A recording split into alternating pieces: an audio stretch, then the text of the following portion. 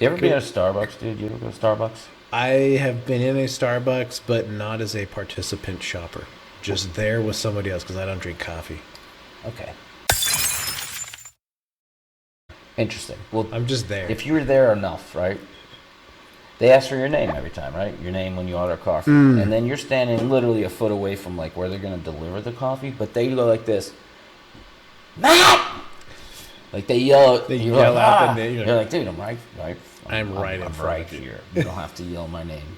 Anyways, because they're all jacked up on 4 shots of espresso they take every hour. You gotta get your mic up. Ooh, my mic is droopy. Yeah. We were just talking about like Aaron says, yeah, buddy. Like, yeah, buddy. Yeah, all the time. These things are like slipping off my head, dude. Tighten these things on the sides here. See, look at my. Oh yeah. No, I know how to tighten headphones. It's just they're fucking coming off my head.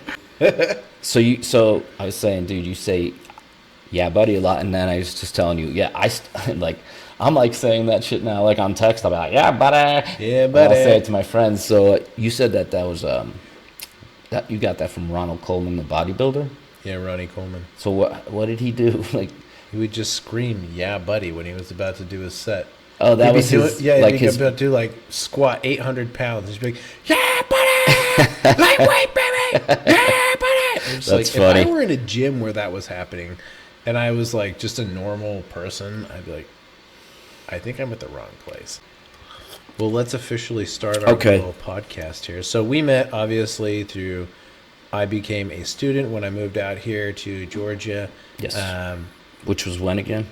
June. And then you started my class in July. Yeah, end of July. It might have been the first part of August, I think, when I finally started coming to Nick Conti's studio. Right. Because I had to audit a class first. Then the next week I could meet with him and kind of figure out where he You had to audition for him. You had to do a monologue. Yeah, yeah. And the only day that I had available to actually go to class was Sundays.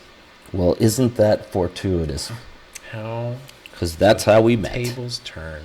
Well, it was meant to be, I guess, right? So Yeah, So you took my class for a period of like about 3 months, right? Yeah, your last 3 months. My last 3 months. So tell us a little bit about, I mean, obviously I'm kind of more familiar with your teaching style, but kind of walk people through like how you, if you could define your teaching style or explain it, how would you do that? So that's a good question. So yeah, I started teaching over at Nick Conti's Professional and Actor Studio. There's a little plug. Well, it's a great place if you're in Atlanta to study. There's a lot of really good teachers.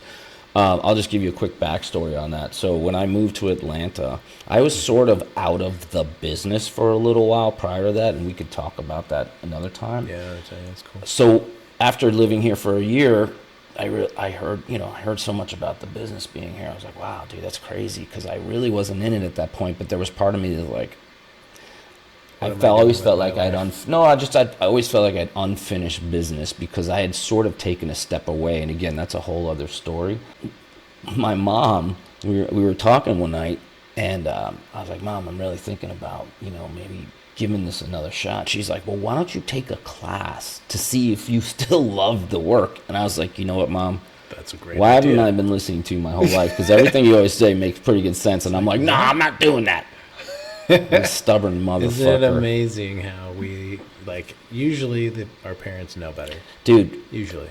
Not always. Especially mothers. Like, they just have an instinct. So if you're a youngster who's, like, rebels against everything your mom says from, you should wear a jacket to, I don't really like your girlfriend, she's probably right. So anyway, so my mom says, why don't you take classes? You like it. So I Googled acting schools in Atlanta, and Nick's was the first one that came up. That was about 10 years ago. It still is. Still killing it, yeah. So I quick story, real quick, I went and audited his advanced class, which was on Wednesday night, because in my mind I was like, dude, I'm not going to go to a beginner's class. I ain't going to intermediate. I'm going to advanced. I'm going to see what these Atlanta advanced actors are like. Because I came from, I'm a New York actor. I lived in L.A. I worked in both towns, and I've been doing this a long time at that point. I was like, a little chip on my shoulder. I went. I was greeted very kindly by who's now one of my best friends, Mr. Scott Oakley. He was the first person. He was sitting there. Oh, yeah? And he's like, hey, man, you here to audit? I was like, yeah. He goes, cool, good to meet you. I'm Scott. I'm okay. Hey, man, I'm Matt. Because I was like, kind of like, quiet and just didn't expect. Anyway, he was really nice to me. I sat down, I watched the class. I thought it was pretty cool. I spoke to Nick afterwards. What did they do in that class? I honestly couldn't tell you, man. You don't remember if they do scene work? No, I don't remember. It was 10 years ago. I just remember, like, it was cool. I always, like, the first class of whatever I've been to, I always remember very astutely. Like, I already told the story about the one that I audited, my very first one. But I remember the first time I went to group at the next studio, there were like 25 people in there. This was at Rob Diamond's acting studio in Utah. And this is the biggest class that I'd ever been in. You have to take a couple private sessions with him so he knows like where you're at. Because he doesn't have a beginner, intermediate. He just has group. Like, I remember that class because I was still pretty green. I'd only been acting for about a year at the time. And there are people in there that had just come off of working on a film. Of course you remember that class. It was your first big class. Well, yeah. But I'm 53. It was 10 years ago. I'd been an actor for several years, and I could make some shit up and say, oh, yeah, they did improv. I have no fucking clue what they did. That blows my mind. You were out of it. But I remember I can recall when I was 22 and I went to my first day of my 2-year program in New York City. I can tell you exactly what happened that day because that was my I remember my first class with you. Yeah, no, but those are big firsts, right? So like going to Nick's class was the one thing I remember is like it was cool. What's next? And so I said, Nick, I we talk afterward. Hey, buddy, thanks for having me. I thought it was pretty cool, man. Like, so how do I get in this class? Yeah. He's like, well, you have to come back. We'll set a date. Do a monologue for me. Bring in a professional headshot and resume. I go, done. I haven't done a monologue at this point in like fucking years. Yeah. So I did what I tell my actors not to do. But again, this is 10 years ago. I go, don't just pick the first one you find on Google or whatever. I picked one of the first ones. I was like, yeah, this one's pretty good. I was like, it wasn't even about the material. I was like, yeah, this is pretty funny. I'll make this good. That was me. Yeah. So I'm good. Yeah, it's like good. This is the greatest thing, but I could pull this off. Yeah. Couldn't even tell you what the monologue was either. Prepared. Probably didn't prepare as hard as I should, but I prepared enough, right? Was like, you got this, bro. Yeah. I go in, I do my monologue, and then there's, Nick then does like a Q&A with the person, like, okay, tell me what your knowledge of the business is, or, what's the fourth wall? Okay, the fourth wall is the camera, or it's the audience in the theater. Anyways, he does, what do you know about Stanislavski? And I was like, well, I studied Stanislavski, some of the terms would be sense memory and affective memory and emotional recall and all these things. I go, what do you know about Meisner? I hadn't really studied that much Meisner, but I knew it had mostly to do with like a lot of repetition, eye contact, and then method. What's your knowledge of the method? Yeah. And I was like, well, for example, Robert De Niro in Taxi Driver, right? He actually got a hack license and drove around Manhattan and as a cab driver at night for like months prior to production. I go, that's pretty method. He goes, okay, good. So he gives you his score. Yeah. So I'm waiting. I'm like, he's like, Matt, you just made it with an 86.5 or something like that. I'm like, yeah, whatever it was.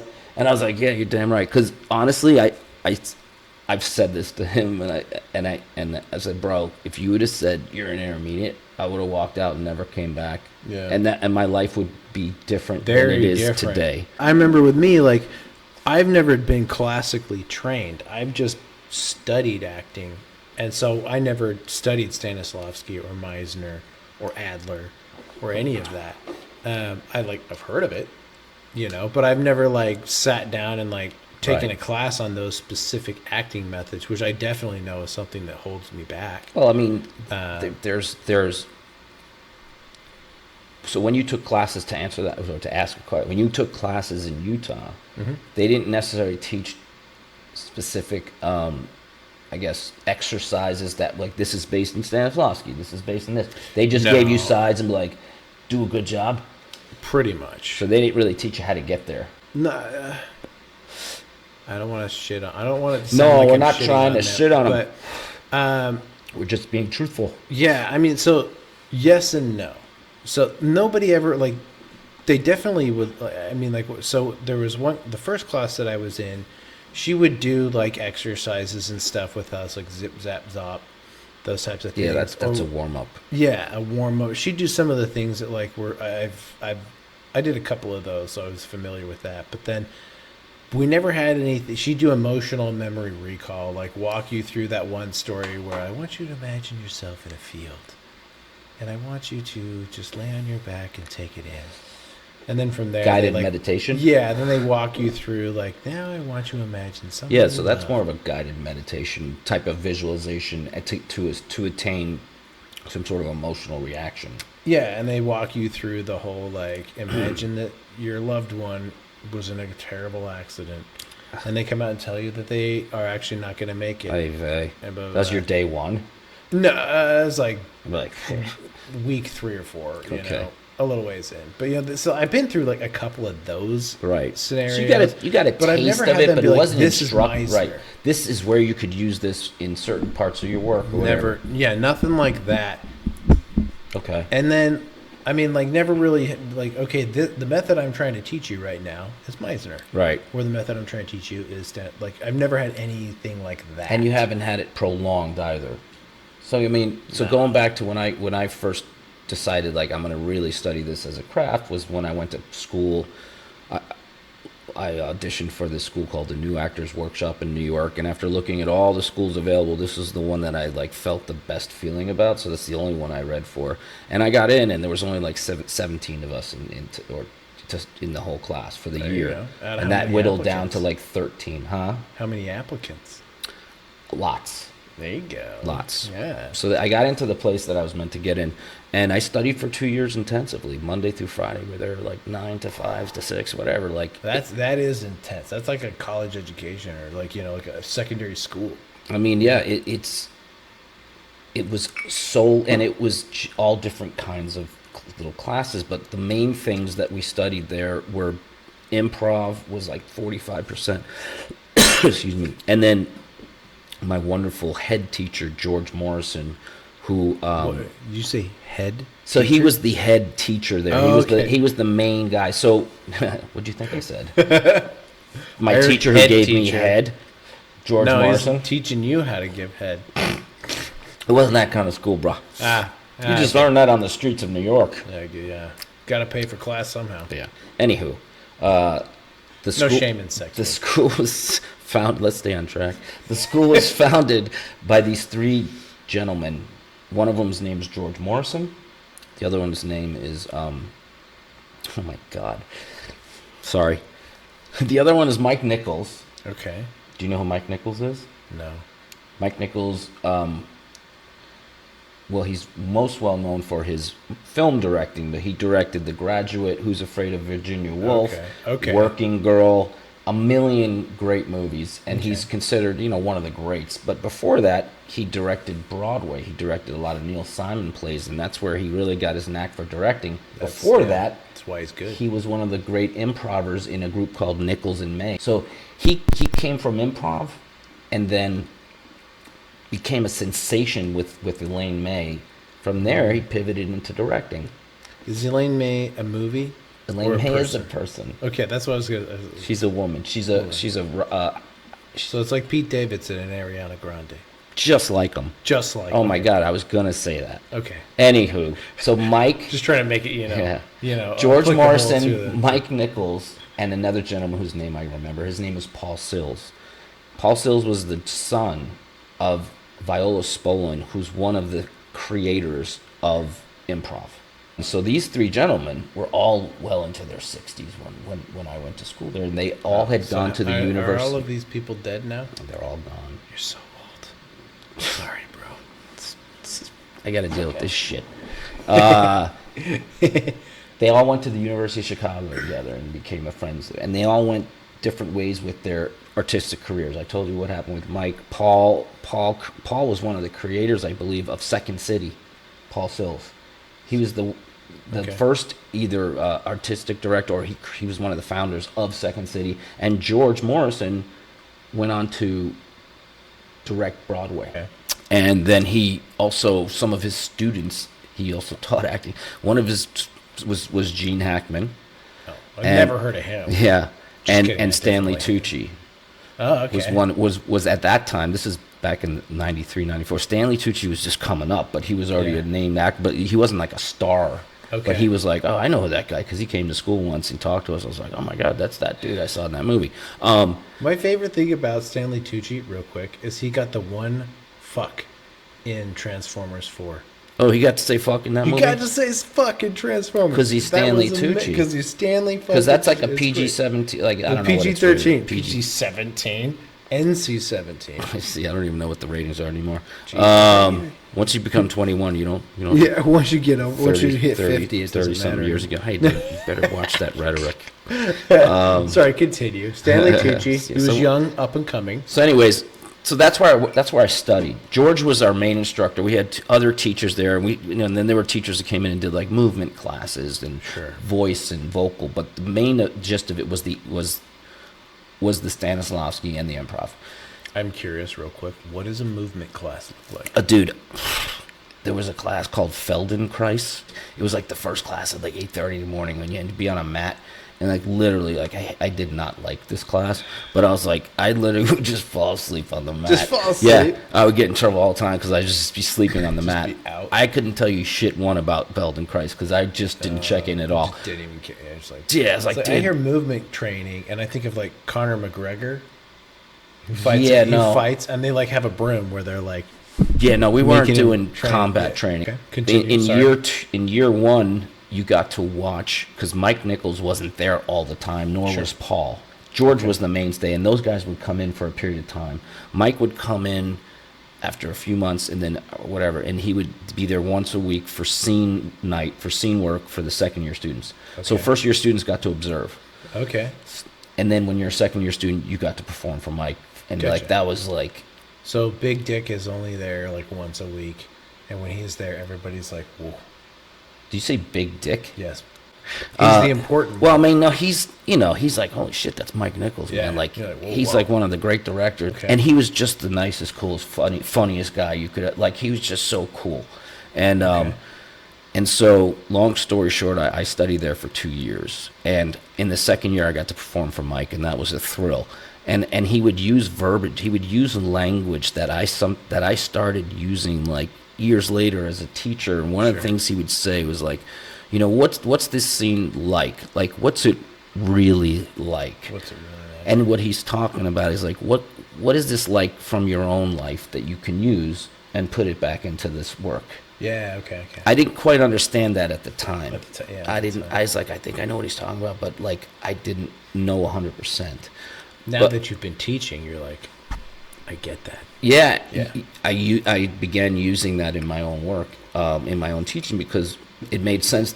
Sometimes one thing I'll never forget that I was told by George at the school in those 2 years. This one thing I'll never forget was, he's like, some of the things that you guys are learning here, for some you may get it right away. Some of you may struggle with it and then get it, and then you may be just walking down the street 10 years from now and be like, oh, I understand what substitution is. But and I laughed like you did. I was like, that's Yeah. funny. And then I experienced that myself Yeah. 10, 20 years later, like, oh my God, Now I I get understand this now. So I used Why to, couldn't I understand that earlier when it would have helped me? well, I Still tell help you now, but tell you what screwed me up with substitution was, I used to think you had to hold it the whole scene. Like, once you have it, you have to hold it, and that's what So- fucked me up. one thing that you mean by that, I just want to, Yeah. like, you're thinking of like, so maybe you're in a scene that's, for example, say it's, film. So your scenes are usually going to be max 5 pages, 1 to 3 pages usually, depending on the scene. But so like maybe somewhere in that 5-page scene, you have a transition that you need to hit. But the first 2 pages are a very different emotion. And then somewhere in that 3rd page, you got to switch and you have to get emotional all of a sudden. And the nice thing is, like with film, you can be like, okay, I'm going to do this take is going to be completely, I'm going to be 100% in it the whole way through. Yeah, Because you I wait- know you they're wait gonna- to the close-ups. They're going to cut around it. And so I don't need to be completely in it, on every single take. Nor should you, because Yeah. if you're doing 20, 30 takes, or You're even gonna if you're doing burn 10 out. takes where you're supposed to really have a huge emotional break, then, like I tell my students, like, hey guys, when that happens, like, no pun intended, but don't blow your wad on that first take or second take, because those are going to be wide shots.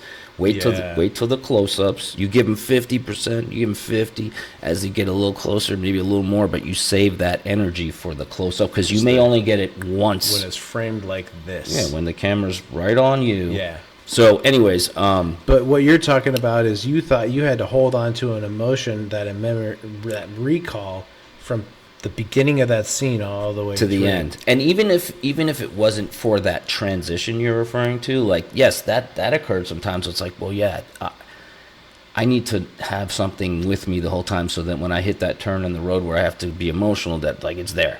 Yeah. And that, you can't do both. You can't. The substitution that is so hard. Well, it's impossible, because how can you be fully moment to moment if you're thinking of your substitution, right? You can't. You can do it. It's meant for rehearsing. It's meant for your rehearsing process. Correct. So one thing Mike Nichols used to say, and again, I got it, but I get it so much more years later. He goes, when it comes to this work, guys, you really just have to pack your bags and then just let them go.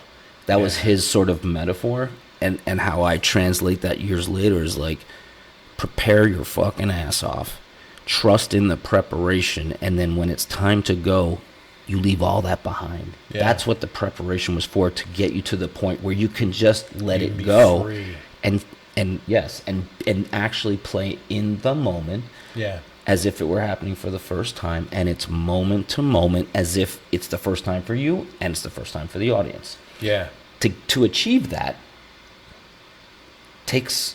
could take you years to really achieve that. But that's the goal. That's what I try to get you guys at early on, is to understand that. It's like, it's not about perfection. It's about, don't skimp on your prep. Like, prep, I try to give you guys as many tools that you can use in your prep, so it's not just a one tool thing, right? From script analysis is the most important thing right in the beginning. Actors want to go jump right to their lines when you give them something, and understandably so, but you cannot do that without having the information, the context about what does this scene about. How should you be feeling? Right. You don't even know. Don't even come. How should you be feeling? Like, allow yourself to let it happen in rehearsal. Yeah, you're gonna get an idea. This person's upset, or this person's angry. And what 9 out of 10 actors are going to do is they're going to play the obvious version of angry. So they're going to be angry. When in reality, you can pivot off angry a million different ways. I could be sarcastic and be angry. I could be nice, be like, hey, man, I really like your hair. Fucking dipshit. You know, and but inside I'm like, I want to kick this guy's ass. So I want to fucking stab you in the neck with an ice pick. Yeah, it's like, I your firstborn I spit on. It's a little much. Anyways, I'd rather take the ice pick. Okay. We just did a bunch of scenes in class today around Basic Instinct. So that's ice right. pick was in like 5. Like I think we did 6 scenes today. The ice pick was referred to in every scene. In 3 of them, I think. It's a big role in the movie. It is. It should have its own credit. So getting back to the OG question was my style, right? So I just gave you a little bit of background. So, and working with Mike was wonderful. Working with Paul Sills he works with the second year students too, and he does. Really, am I boring you? No, I'm just tired. That's gonna play well when we edit. We're gonna have that. Put that in there. Man. Real quick, and then I'll move on. Paul Sills, again, none of these gentlemen exist anymore. Like, they all passed. Oh, they exist. They exist, but unfortunately they're not with us anymore. Paul Sills did something called story theater, and so he would bring some sort of, I don't want to say a play, but some sort of play, right? And some people would play the wind. So the wind was whistling, and people would be the wind. Other people would be a tree. But then you're also doing a lot, like, it's called story theater because you're telling the story through all the actors, through movement. So it's not just lines. And it was an amazing experience. And he was such a fucking interesting person. Like, I remember being like a little intimidated by him because he's such a strong personality. He just comes in like a whirlwind and then does his thing for a few months and then leaves. And then he's gone. Yeah. Thanks, Dad. Well, you just like, but every moment of it, he's working, and like he would say things to us, and again, I said this sometimes in class, just kind of honoring him. But sometimes he would try to explain something, and then like he'd be like, I don't know what I'm talking about, but you know what I'm saying, which would always make me laugh. And anyway, so when we did our performance, we did the performance of Story Theater in front of audience for a couple shows, and it was just really great. The whole experience there was mostly amazing, which was like, all right, this is what I'm doing with my life. You're like, okay, I know what I want to do. Yeah, like there was no question. I went in all my eggs in that basket. In the summer between those 2 full-time years, I was lucky enough to get an apprenticeship at the Williamstown Theater Festival in Massachusetts, which is one of the premier biggest like theater festivals in the country. A lot of famous people go through there and will do a show. And anyways, that was my summer between. So I was steeped in this for 2 solid fucking years. And buddy. yeah, buddy. And as soon as the second year began, I knew after that summer at Williamstown, I was like, there was no question. I was like, this is it. This is what I'm doing with my life. And anyways, so flashing forward many years to, I was studying at Nick's. I was in his advanced class. I made friends with some people there who are still a couple of those peeps are like some of my best friends. And then about a year or so after being in Nick's class, he said to me one night, he goes, Matt, I think you could teach a class. And I said, well, what? Huh? Teach a class? I was like, Nick, thanks, man. I was like, I don't know how to teach this stuff. He goes, I think you do. And I'm like, when Nick says something, you're like, and he says, when he says it like that, you're like, I go, sure? I go, why? He goes, because you're experienced. I hear what you say in class. He goes, come piggyback classes with me for like a month. You'll sit in with me and I'll refer to you for your feedback for the students and see how it goes. So I did that. And I gained some confidence along those 3 or 4 weeks that I did that with him. And then he gave me a class. And so I started with 1, then I got 2. So it began. And then so it began about 8 years ago in October of 2015. I think is when I started. And my last class was 2 Sundays ago at the studio. October. Huh? The end of October. Yeah, and it was like an end of an era for me because, and it didn't end poorly. It's sort of the way the universe unfolded. It was good timing for me. I enjoyed every moment of it. So, but getting back to the style, so early on in my life, I realized that like I preferred to learn in an environment that wasn't fear-based. Yeah. That wasn't, force you to either, fight or flight. You either get better because you're being hammered or you fucking go. Yeah. Some people respond to that really well. Everyone has their own style and everyone's attracted to. Some people have to just be pushed. Because at the end of the day, you look at the movie Whiplash, for example, and they talk about if you're not like pushed and like laughed off stage, then if you're just told and patted on the back, hey, that was okay. Yeah, I mean, if you're coddled all the time and not given the truth, that's a necessary part of being a good teacher. Sometimes when you fail, you have to know that you failed, as opposed to just be like, that was all right. Well, see, here's the thing about failure. Yeah. In a classroom situation, the only failure is when you don't commit to whatever you're doing. You may not know what you're doing. You may not understand whatever it is 100%. But when people commit to their choices, even if they get them wrong or they make like that, to me is like that's what I'm looking for. A failure to me is someone who doesn't fucking commit at all. At all. Yeah. And you gotta bring it out of them, and sometimes you can't, bro. Not everybody has it. You know what I mean? Some people just fucking keep at it for a long time, and they get better, but it's just never been a natural ability with them. Anyways. Dude, I feel like that's me. Really? Yeah. Like, I feel like it's something, like, acting is something I knew that I wanted to do when I was 8 years old. But it was kind of burned out of me at that age, and then by the time I was in my late 20s, I still knew that's what I wanted to do. And but during my teenage years, I'd learned to just block out all emotion because I was kind of an empath. And so I just felt things way too much. And so I was like, okay, the only way to be safe is to not feel. And like as an actor, It's a hell of a thing to teach yourself at a young age. yeah, well, it helps you survive. Yeah, no, survival. Yeah. You got to do what you got to do. Yeah, but like like as an actor, if you don't feel, you have nothing. Like if you don't feel things, you have no colors to paint with. You know. Well, the thing is, if you don't learn how to access those emotions, right? We all have them, but like you said, you forced yourself to block. Other people do the same thing because it's too traumatic, and I get that. And then a lot of times, you know, I'll see, because just so you guys know, like I mostly just taught beginner classes. There was one point where I did have an intermediate class, but for the most part in these 8 years, I've been teaching beginner actors. So some of them have never done shit. Some of them have done a little stuff years ago, and then they came back to it. Some of them, like you, like they've been doing it recently and whatever.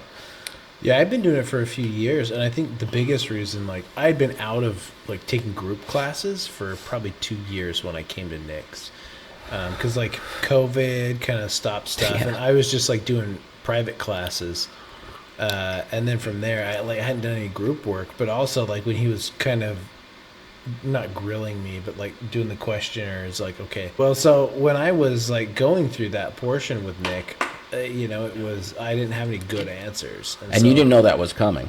Yeah, I didn't know that was coming, and he, you know, I mean, it'd been a while, and I just wanted to make sure that I was in a class where I could learn something. When I came to Nick's, he was like, the only day I had available was Sunday. So he's like, I have beginner class on Sunday, and it's not going to make a difference, like applying for agencies or like roles and stuff, whether you're in a beginning or intermediate class.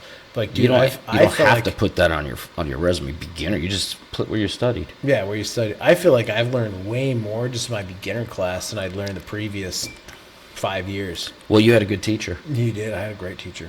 Yeah. And you could confirm or deny this, but getting back to your original question, like my style is to come at it from a place where just to like make it fun. Like I instinctively like, well, you know, this needs to be fun for these guys, because they're big. You know, like if I'm cracking a whip right away, but you know what the fuck you're doing, I didn't believe you. You're like, yeah, it's day one. Like they're, you know, like yeah, I got to keep my clientele, but also that's just me. Like in a nutshell, I would say my style is to pay attention. You know, I'm 100% there when I teach, meaning I'm watching everything, because I always said to myself, if I start phoning shit in, like if I'm not really paying attention and I'm just phoning in because I really don't want to do this anymore, that's when it's time for me to leave. I'm honest with my feedback, but I'm never trying to hurt someone or lift myself up by pushing them down. It's done with honesty and sincerity, and sometimes I do yell and get angry, but that's because you guys deserve it. I don't say you personally, but like, I was saying, I don't think I ever saw that. You probably never saw that. There have been times over the years where I've gone off because one thing or another, but it was necessary. It was just necessary for the group, and it was necessary for certain individuals that you know, that deserved it. But for the most part, like, I think one of the things that made me a successful teacher was that the word got around, like, you're gonna have fun in Matt's class. Like, Matt's just a lot of fun. That's good.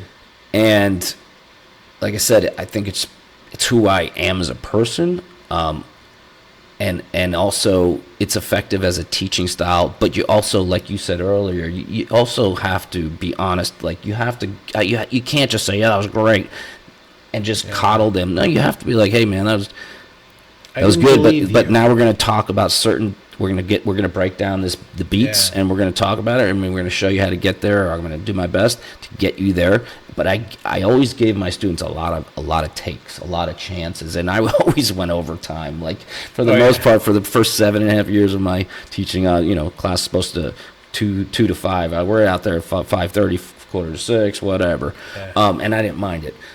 But if you're asking like what style do I teach, like I've taken everything I've learned as an actor myself, and then I interpret it in my way, and that's how I teach. So you could say it's Stanislavski based, it's Meisner based, maybe some method in there. I didn't do too much of the method stuff. I talked about it at times and said, Yeah. you know, if you're playing someone who's supposed to peel potatoes, you know, they're in the military or they work in a kitchen and they're supposed to peel potatoes. Well, I would spend the next week while you're rehearsing at home, whatever, peeling potatoes, so that when it's time to peel the potato on stage, just like I was talking about De Niro earlier, he wanted to experience what it's like to actually be a cab driver. Yeah. Not just show up on set and be like, okay, now I'm pretending to be a cab driver. Yeah, no, so he was a cab driver. So he was a when cab was driver doing it, because yeah. that's what's going to make it the most real for him. It is real because he's done it. And not Right. everybody works that way, right? Yeah. But it's important to know that's a tool that you can use. So I would point it out more, but I didn't spend a lot of time on method stuff. But anyway, I think in the beginning I was a clone of Nick. Probably. I mean, that's where Because- you came from. He taught you. Exactly. Yeah. And I would say things the same way he would say it. And you know, and it served me in the beginning because I was like, yeah, man, that resonates. But I felt like it really wasn't my own voice yet in the beginning. And so over the years, and you got to experience the Matt at its like most, I would say. Matt is Matt the most because it's always, just for me, I've gotten to know myself more and I just do me. So you got to see me at my peak of that, I guess. Yeah. But there were times over the years when I fretted, like hurting someone's feelings, and it's more in the beginning. As that went on, I started to like, hey man, fuck that. Like you just gotta be honest, like you know, and just do it. You do it in a way you're not hurting their feelings, but you're just honest. They need to know that. Yeah. So that's kind of what I The thing developed. is, like, if you don't tell us that we're doing a poor job or what we're doing is unbelievable, we might actually get cast in something and not know like how to actually work. I don't even know if you get cast in something. Yeah. Yeah. You might. Or yeah, that's the thing. Or maybe they like, yeah, as the students, we're just pushing, you know, crappy, terrible auditions. Yeah, like that never was or never would have been the case in my class because, like I said, if I've put you guys on camera, which I did a lot, prepping you for the auditioning world, or recording scene work you've prepared, but especially with the audition stuff, like I gave my students a lot of takes because I wanted them to understand what they're doing, what they need to fix, see if they're listening, and see if they have the capability to do so. And then when we do it, we watch it back. Like, see the difference between that and that take? Yeah. That one was fucking money, and you know why, and you know how you got there. That one was shit. Yeah. That one you can just delete. Yeah, I or mean- save to see the difference. Yeah. It's like a before and after photo. And sometimes their People first lose one is weight. great. Sometimes they come out and you know, sometimes Bam, they hit it. kill it. But for a lot of times over the years, you know, I'd have to help them to get there, and that's my job. But I'm not doing it by being like, you fucking suck. You don't know what you're doing. Get off the stage. Get out of my class. I did tell one kid in jest once when I brought up Marlon Brando, and this young kid goes, "Who's Marlon Brando?" I was like, "Get the fuck out. Get out of my class." Because part of me wanted to kick him out. Yeah, he was just. I was like, "You fucking kidding me, dude?" Anyways, he was a little twat that you didn't. no, wanna dude, have I don't with us. even. It wasn't not a mouse. It's just some kid who was like, "Who's Marlon Brando?" I was like, "Oh my god, dude." Okay, I had to take a minute. How can you want to do this and not know who that is? Yeah, the fact that you just never heard his name, like, it's just astounded me. But You haven't a been lot, in the industry at all. yeah. You haven't watched a movie. You haven't watched any kind of. Well, you haven't watched a interviews. movie past 1995. You know what I Yeah. mean? Which a lot of students of mine over the years, because a lot of them were younger. I'm like, all right, guys, you know, what's your favorite movie? Like, you know, not to rack on that, but like, oh, you know, Iron Man. Those, come on, man. I was like, yeah, those are good movies. I love Marvel movies, but those are. That's so- the best movie you've ever seen. Yeah, and I'm like, okay, that's cool, no judgment. You guys, here's some movies that you need to watch, and I would often recommend films to my students over the years to be like, hey, and especially if it was specific to like a scene they were working on, I was like, hey, go watch Mean Streets, or go watch The Godfather, or go watch Citizen Kane. I know it's long, I know it's black and white, but if you actually watch it, it's a pretty fucking good movie. You know, I often would recommend, because I was like, guys, you have to know like, if you're gonna do this, you have to know who came before you more than just like 20 years back or 15 years back. You gotta watch old films. Go to the AFI Top 100 list of all films, and like see how many you've seen. You've probably seen a few, but you have not seen most of those films. 20%. And I'll be honest, I haven't seen all those movies, but I've seen plenty. Yeah. You know, just know the history, know the great people, know the people that came before you that changed the art. Brando is one of them that changed. There was before Brando a style of acting, and then Brando, and then everyone with the realism, you know, that the realism of the work, and not the show of the work, but the actual rag and bone shop of the heart shit, man. Like that was, and Dean too. I mean, James Dean, they were at the same time. I mean, James Dean did 3 films, and he died at 24. And you got to watch every one of his films, because you can't take your eyes off of him. He just was so special.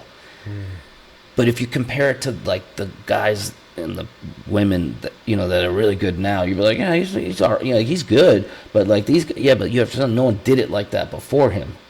Yeah, the reason the people that you're watching now are good and similar is because of them in the first place. And their teachers and who they came from. Like, you know, Dean came from the actor studio, where that's where the method was taught by Lee Strasberg and other things, you know, Stanislavski and the method. But like, that's where a lot of the greats got their training.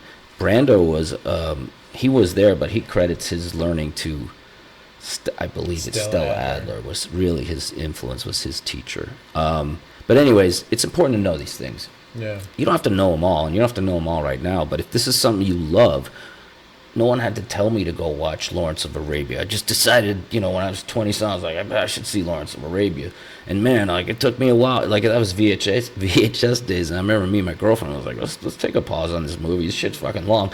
And then, like, a day later, we finished it. Now, if I saw it on, I'd be like, a different perspective. Yeah.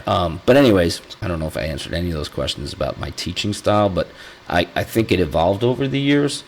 But I'd say the main thing is that I wanted them to feel like this is a safe space, and this is your playground. So take chances, and I encourage you to take chances. And you know that I'm always encouraged, like, hey, you go bigger, go this, go that, or whatever. And if you fall down, and you dust yourself off. And realize, this is my playpen, man. It's okay to take risks and fall, because I'm learning how to do this, so that when I go out there in the real world, like, I'll know what the difference is. Yeah. And we just filmed an audition right before we did this, where I was auditioning and Matt was helping read for me, and I didn't actually think I was going to be able to submit it, because you just got it yesterday, right? I got it, yeah. Well, I got it on Thursday, but I thought it was due Thursday night. And so I was like, oh, there's no way I can do that, because I work super long hours with what I'm doing right now.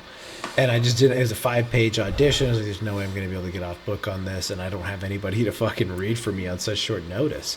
And so I got a reminder yesterday in the like the morning or the afternoon. They're like, hey, your audition's due tomorrow. That's why they send those reminders. And I was like, wait, what? Like this? Oh, it's not due till tomorrow. And I was like, oh, I probably ought to read. But even at that, like, I still worked late last night, and so like I was up this morning, and like I'd only read through the pages maybe 10 times. Before I came over? Yeah, before you came over, and I really wasn't able to do like the type of script work and scene analysis that I would generally like to do. But I felt like the way it was written was actually not hard to memorize the lines. Yeah, your memory, you don't lack in that department at all. Like, you're pretty good at reading it, some copy, and then absorbing it and knowing the lines pretty quickly. Which I could teach some techniques, but some people have a better. You have a good capacity for that. I feel like it was in my second studio that I was training in, somewhere in there I just decided that I was going to be good at memorizing, because it needed to be. Like, if you suck at memorizing, you're never going to be able to memorize lines. How are you going to be an actor, right? Yeah, you can't memorize lines. It's something you need to work on. And so somewhere in there, I mean, it's kind of like remembering people's names. Oh, yeah. If you tell yourself, oh, I'm terrible at remembering names, you're going to be terrible at remembering names. But if you tell yourself, I'm pretty good at that, or I'm good at that, then your brain will believe you and make a point to do it. Or at least you do something like, okay, your name is Annalise, Annalise, Annalise, Annalise, Annalise. Yeah. And you say it like a million times You as find opposed a to, way. oh, hi, Annalise, I'm Matt. And then you're like, sorry, what's your It's name? gone. Yeah. Yeah. Right. As opposed to just memorizing words, I'd have to read through it and understand, like, okay, this is why my character is saying this, or like, this is the conversation that we're actually having. And then the words are easy to memorize once you understand that. Right. So in other words, you're absorbing the story and the storyline that you're in. Yeah. And so it makes it easier to like, oh, this is what I say next because this is where we're at in this. It just naturally in this story. progresses. So getting back to the audition Yeah. today, which you were like, when I walked in, I saw there was like some Yeah. some sides out there with highlights. I'm like, oh, you got an audition. Yeah, I actually have an audition. It's due at 6 o'clock. You're like, dude, that's like 2 hours away. Let's get this done. I was like, all right, let's fucking roll through it. And you were like, how off book are you? I was like, I could probably be off book within 3 or 4 reads. We read through them. We did each scene one at a time. And it's one where like I knew who the character was I feel like they gave a pretty good summary of the character, so I knew who that person is. It wasn't easy. It wasn't hard to detect like what kind of person is. It's Yeah. just now how do I nuance that and like Exactly. make it not make it one note. Yeah, exactly. And so then you're just like, dude, just fucking like you've got nothing to lose. Like, we weren't gonna submit this anyways. Just fucking go for it. And so yeah, I like, kind of we just had to kick you in the butt a little bit to be like, hey, we don't have a lot of time. Yeah. We did some rehearsing. I think you're good with it. Here's a few things, Let's maybe just go. whatever. Let's Yeah. pop. yeah. So I was like, let's record rehearsal. Yep, and we got it uploaded with like 20 minutes to the deadline. So, yeah, it was good. But Cheers. But here's the one thing you mentioned afterwards. It's like you're like I didn't have the time to like. I didn't have the time to take myself out of it. I just had to like understand the character, learn the lines, and then just jump into it and do it, as opposed to go through it so much that I find that usually cold reads I usually do better than when I come back off book. Yeah, the you've next mentioned week. this before. Because for some reason, when I come back the next week, like I've overanalyzed shit and I've dried up the well. So When like you say dried up the well, what do you mean? the emotional well. Like I find sometimes like when if I have a piece that's kind of emotional or whatever, like I'll read through it and like the first 10 times I read through it, like I can get there all the way. When you say get there, you're reading it Feel and you're the trying emotion and and- you're not trying, but you're allowing yourself to get that emotional right away. Yeah. And the problem with that is it's like I just need to be learning the lines and then finding a way in.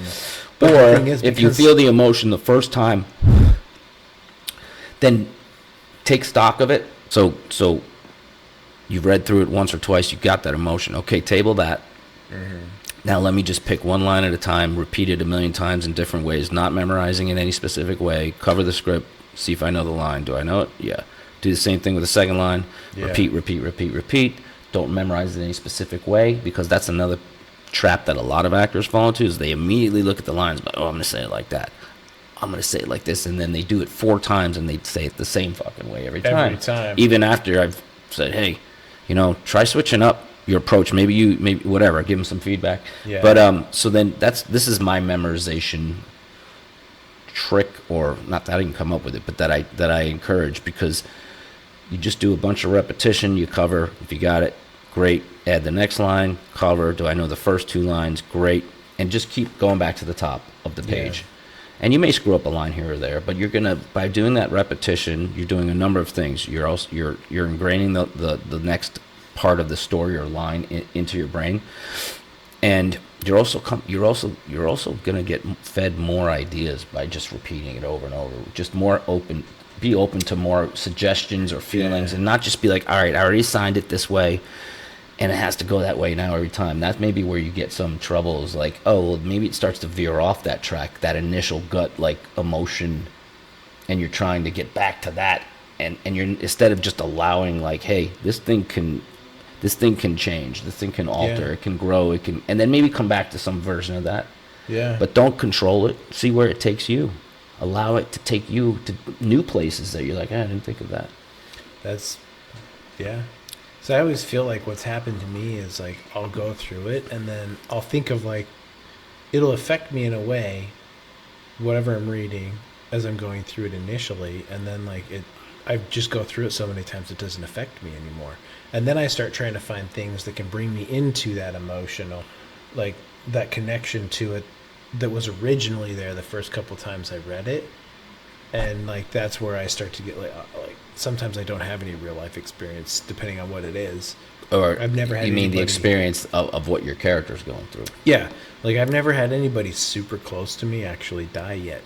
Good for you. You know. So when it comes to playing someone who like, you lost your brother, your mom, or whatever, you're saying that would be no personal experience along that. So have you ever lost an animal that you loved? No. Well, no, not really. Okay, because some people, yeah, animals pets. are just as strong an emotion. I can go back to when some of my cats died, like tragically, and like bawl my eyes out.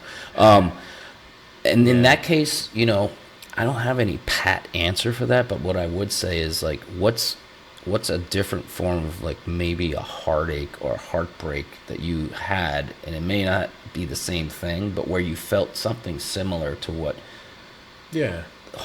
the characters feel. It doesn't have to be this, and the audience doesn't have to know, as long as it's like, oh yeah, I felt that heartbreak when I realized that I had to pull my emotions in.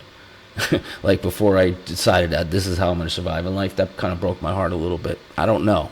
I have to get to know you as a person more. That's another thing. Like the more the student is there, the more I get to know him as a person, and then I can use. Then you can like push buttons. Well, push buttons or just use information that they give me. Like, hey, remember when you talked about that? Why don't you try that right here and see if that doesn't get you where you need to go? And then like, boom, like, okay, but that requires the instructor to pay attention. Yeah.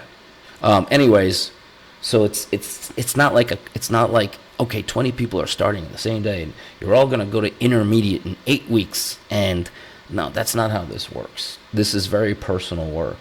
Yeah. And yeah, there are general things and techniques you can teach everyone. And like I said, some people will connect with them and you'll be like, oh my, what an amazing moment you just had. Other people struggle and whatnot. But so one of my styles of teaching is to understand the human being that I'm dealing with and use, like, some people you could tell like they're very sensitive, so you have to maybe word it a certain way. But if they get too sensitive, I'm like, hey, you have to be able to take feedback, okay? Because if you can't take feedback, you're in the wrong line of work if this is what you want to do, because this is nothing. But you customize it to the person. You get on set and you're not doing something right, that director is going to fucking light you up.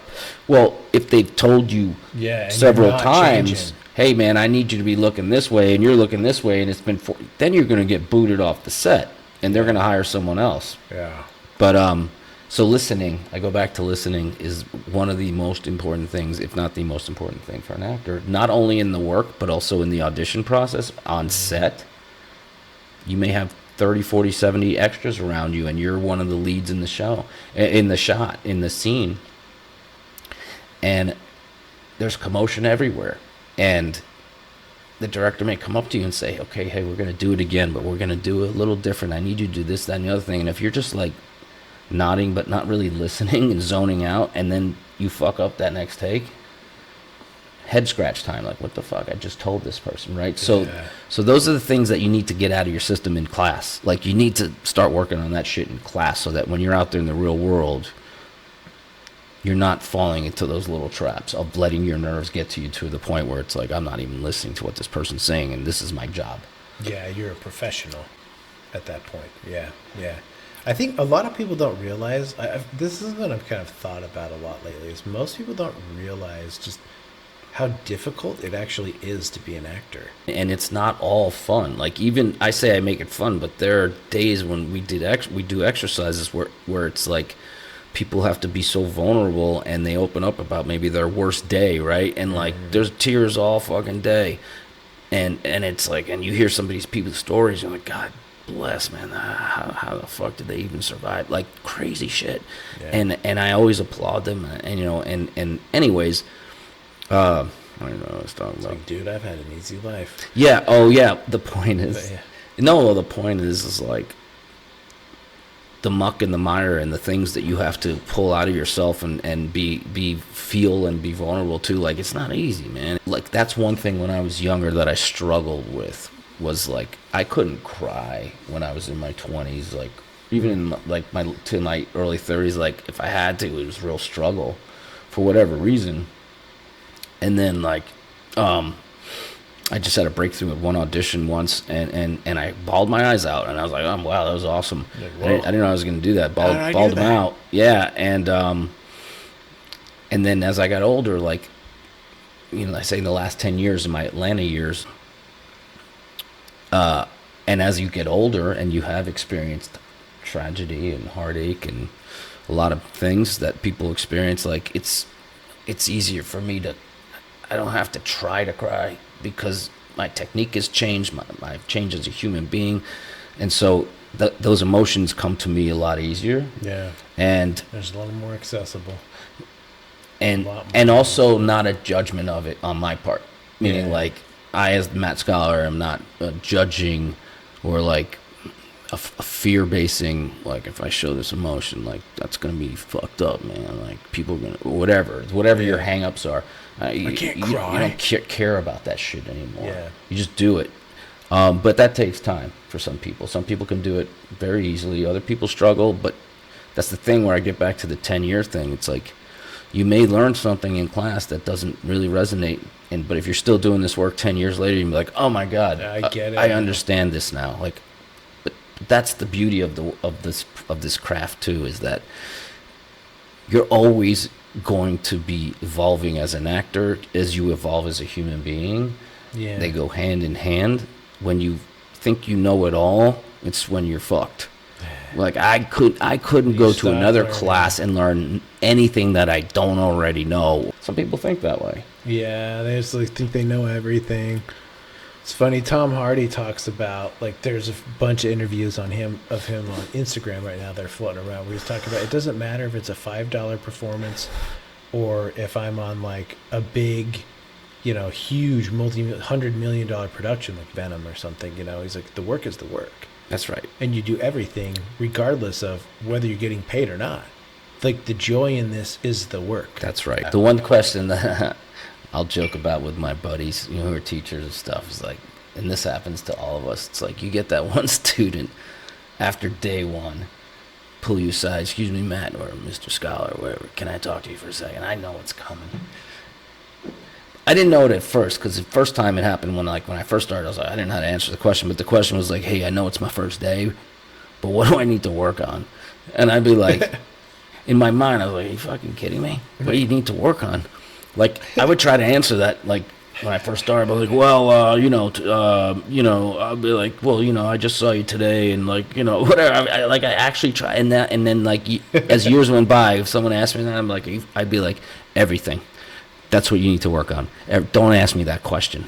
And I think we live in a world now where, because of Instagram and because of social media and people seeing other people perceived as famous or successful or driving great cars or with all these women or whatever the fuck, you know, life is perfect on Instagram. Like, no one shows you any bad moments. Yeah. It's like, my life is like this 24/7. No, it's not. I've seen you in the fucking parking lot somewhere miserable. Like, that's not your fucking life, and that's cool, whatever. My point is, though, I think because of the advances in technology and just media and people becoming somebody from something that didn't exist 20 years ago, everybody wants a taste, man. Yep. And in Atlanta, because there's so much work going on here, people see, you know, sets all over the place in the trucks and all this, and they're like, I want to do that, you know. And cool, man, that's cool. If you want to do it, you know, give it a shot. And then you'll realize if you love this work or not. Yeah. I'm excited to see that, because, like, I got here during the strike, you know, and so I'm excited to see. Oh, yeah, dude, you'll see when it comes back, which it, you know, the strike's thankfully over. Yeah. Thank goodness. Good strike. Still need an agent. You'll get an agent, bro. I've been submitting to so many. I've had the one that, like, did reply back, but it's just so impersonal. It has to be a good fit. Having, you know, the right agent's like a relationship, man. You might have to date a few people, or might have to court, or go on, you know, until you find the right fit, because it's not just, oh, I have an agent now. There has to be, it has to just be the right relationship. It has to be a good fit. So if you're not feeling it, like you were telling me with that first one, we don't have to name names. Yeah. Then I don't want to burn any bridges. Yeah. Then Especially just day one out here, basically. then you just move on, and it's like I'll find it. I'll find the right one. And sometimes it's time. It's time and timing. Yeah. One thing that you need to do as an actor throughout all of that is just keep working out, keep training, keep your craft sharp, keep learning your craft, and don't just rely on, I took 6 months of classes 2 years ago, I know what I'm doing. That's not enough.